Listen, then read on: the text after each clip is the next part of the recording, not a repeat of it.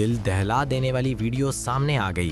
कराची में मुंगो पीर के इलाके में पेश आने वाले अफसोसनाक ट्रैफिक हादसे में टैंकर की टक्कर से एक नौजवान जाँ बहक हो गया।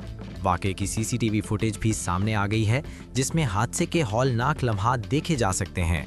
रेस्क्यू ज़राए के मुताबिक जाँ बहक होने वाले नौजवान की शनाख्त 18 साला बख्त अली के नाम से हुई है।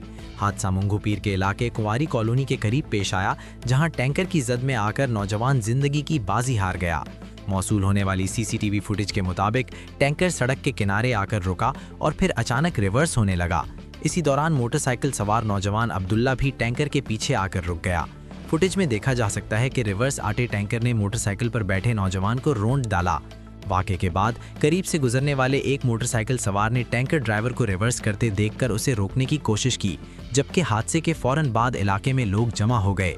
पुलिस के मुताबिक हादसे के बाद टैंकर ड्राइवर मौके से फरार हो गया, जबकि उसकी तलाश जारी है।